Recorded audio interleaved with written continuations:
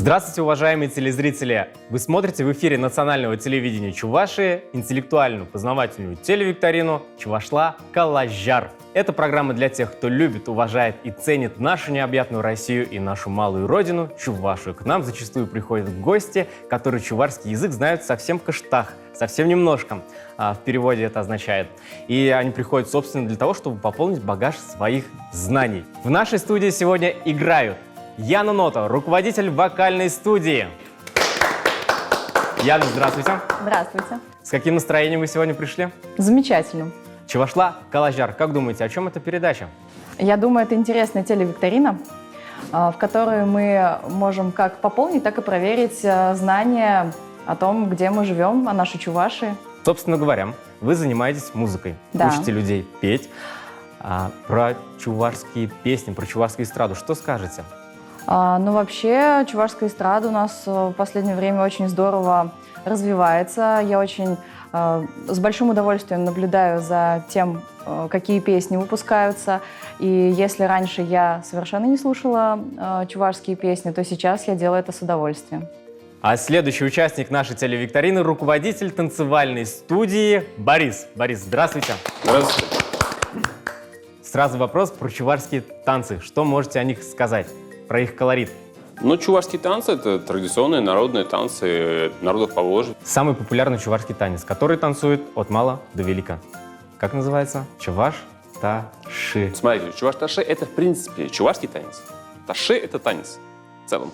Другой вопрос, что в бытовом уровне мы танцуем все очень просто, потому что мы этому не учимся.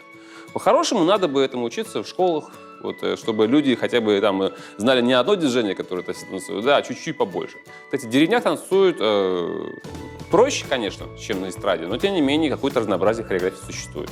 И следующая участница я также представляю с большим удовольствием. Ее зовут Екатерина, собственница бренда одежды. Здравствуйте. Здравствуйте. На вашей одежде, Екатерина, очень интересный своеобразный орнамент. Он похож на чувашские узоры. Он и есть Я угадал? чувашский. Да. Что он означает? Это солнце, чувашское солнце, классический орнамент, самый основной, который используют практически во всей одежде. Солнечная Чувашия. Чувашия – край 100 тысяч вышивок. Да. И раньше вот из каких материалов натуральных делали одежду наши предки? Из крапивы? Да? И льна, Наверное. насколько я знаю, да? Из крапивы и льна, да. Спасибо. Екатерина. Следующего участника я представляю с большим уважением. Его зовут Виктор, он владелец кофейни. Виктор, добрый день. Добрый день. Ваша кофейня находится в городе Чебоксаров. Все верно. Самый любимый напиток чебоксарцев? Капучино классический, как и во всех, мне кажется, регионах. Самый популярный напиток в кофейнях – это капучино. Раньше чуваши в древности какие напитки они пили? Из каких трав? Насколько мне удалось от своих гостей узнать, что был очень, и сейчас очень популярны травяные сборы с добавлением цветов липы, хмеля. В каждой семье там, практически свой рецепт приготовления пива на хмеле, который передается из поколения в поколение. И очень дорожат, боятся потерять этот рецепт. Ну, насчет пива тут сомнений нет. Это исконно чувашский напиток. Его готовят с древних времен. Хотя вот если, например, побывать в музее пива, то там рассказывают о том, что пиво – это очень древний напиток, который был популярен во всем мире еще в древности, там несколько тысяч лет назад на самом деле. Спасибо вам большое. Я думаю, прежде чем приступить к нашей игре, стоит рассказать о правилах. Правила у нас очень простые. Перед вами будут появляться вопросы, их сегодня 5, и варианты ответа. Ваша задача нажать на кнопку как можно скорее, потому что будет отвечать тот человек, тот игрок, который нажал на кнопку первым. Первые 2 вопроса по 1 баллу, если ответите правильно. 3 и 4 вопросы по 2 балла. Ну а 5 вопрос на 3 балла. Он у нас, как всегда, с изюминкой. Также у нас есть 2 подсказки. Интересно, какие? Да. Конечно. Эти подсказки называются «Знания и удача». Я вам желаю удачи. И мы переходим к первому вопросу. Лето. Самая горячая пора отпусков и сенокоса.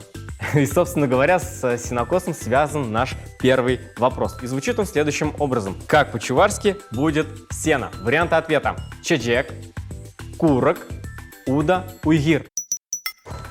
Яна, ваш вариант ответа? Мне кажется, что курок, я не знаю, правильно или нет.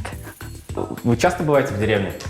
Вообще не бывает. Мы принимаем ваш вариант ответа. Шанс правильно ответить есть у следующих участников. И следующий у нас отвечает Екатерина. У вас есть шанс заработать 1 очко. Мне кажется, это вариант С. А вариант С у нас звучит У, да? Это знание или удача? Удача. Ну и годы сенокос в Озере.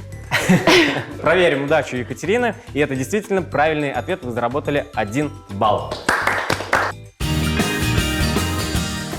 И следующий вопрос у нас космический. Он связан с нашим прославленным космонавтом Андрианом Григорьевичем Николаевым. Внимание, вопрос. Андриан Григорьевич Николаев свой первый космический полет совершил с 11 по 15 августа 1962 года. Внимание, вопрос. Скажите, пожалуйста, на каком космическом корабле был выполнен этот космический рейс? Вариант ответа следующий. Космос, Восход-3, Союз и Восток-3. Екатерина, вы нажали первый. Союз. Выбираем вариант ответа «Союз». Проверяем. И возможность заработать 1 балл выпадает следующему участнику, а следующий у нас был Борис. А я так думаю, что это вариант Д, Восток-3. Восток-3. Давайте проверим. Это действительно правильный вариант ответа. Борис заработал 1 балл. Ну, тема космоса. Насколько она вам близка, Борис? Ну, вообще интересно, конечно. Я в детстве много читал. Мне очень нравилась эта тема. Там Циолковский, Королев, Гагарин, то есть Титов, Николаев. То есть это все те люди, которые прям в детстве на меня очень сильно влияли.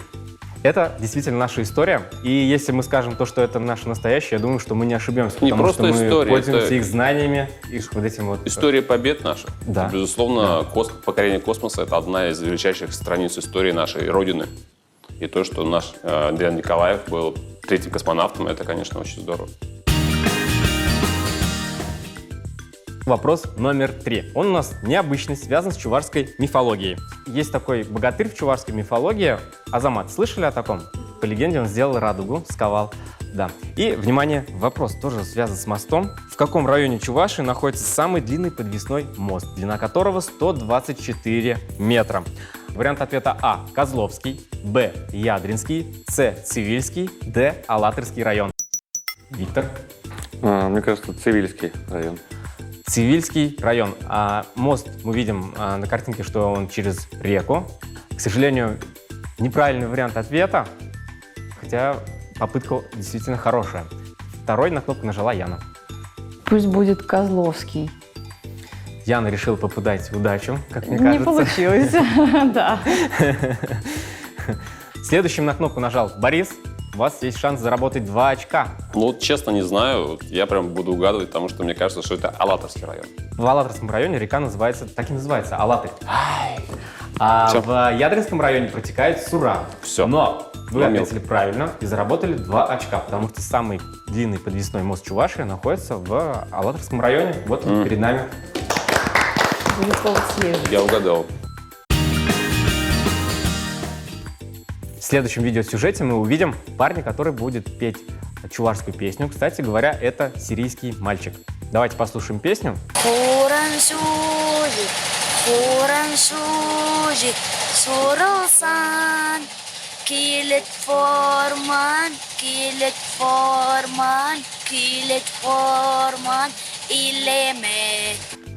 Как с чувашского языка переводится Куран Шулжи? Варианты ответа следующие. А. Быстрая река. Б. Солнечный луч. С. Березовый лист. Д. Лесной хоровод. Екатерина. Березовый лист. Березовый лист, отвечает Екатерина, и это правильный ответ. И таким образом Екатерина заработала еще 2 очка, и у нас пока есть 2 лидера. Это Борис и Екатерина. У них потому что по 3 очка. А следующий вопрос у нас 5-й. Собственно говоря, за него можно получить 3 балла и стать победителем нашей программы. Готовы к 5-му вопросу? Конечно. Готовы.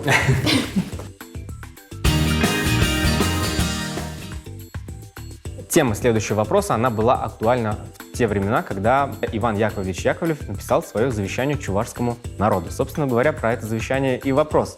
И я вот его несколько раз перечитывал, это завещание, и мне кажется, что именно в наши дни сегодня это завещание очень актуально, и оно никогда не потеряет свою актуальность. Внимание, вопрос. Что Иван Яковлевич Яковлев в духовном завещании чувашскому народу назвал сокровищем? Варианты ответа следующие. А. Образование. Б. Семья. С. Родители. Д. Религия. Борис. Да, у нас были подсказки, да? Знание и удача. Так, Это типа поподробнее. верь в себя. Да, Екатерина правильно говорит. Верить в себя. Ну, то есть ваши знания, ваша удача, насколько вы удачливы. Метафорически, я понял. Шутканул. Окей, тогда образование. Я считаю, что А – образование. Борис выбрал вариант ответа образование. Что, проверяем? Все же сокровищем он назвал что-то другое, не образование. Виктор, у вас есть шанс стать Ну, возможно, это заработать семья. 3 очка. Семья. Да. Проверяем. Действительно. Виктор, вы заработали 3 очка. И я хочу вот прочитать этот отрывок из его завещания Ивана Яковлевича Яковлева. «Берегите семью. В семье опора народа и государства. Семейные заветы всегда были крепки среди чуваш. Охраняйте же это сокровище». Вопрос был про сокровище. В семейном счастье защита от жизненных испытаний. Крепкой и дружной семье не страшны внешние житейские невзгоды. Все так. Вы заработали 3 очка. И таким чудесным образом в нашей сегодняшней передаче «Калажар Чувашла» целых 3 победителя. Давайте поаплодируем Яне, потому что она старалась. Борис говорит 4 победителя. Да, вы все большие молодцы. Большое спасибо. Борис, Екатерина и Виктор набрали по 3 очка. Бывает, что ж сказать, судьба или удача, не знаю, но вы большие молодцы. Спасибо вам большое за эту интересную игру. Я надеюсь, что вы что-то новое и интересное для себя сегодня узнали. Мне было очень приятно с вами. Спасибо вам. Спасибо. До новых встреч.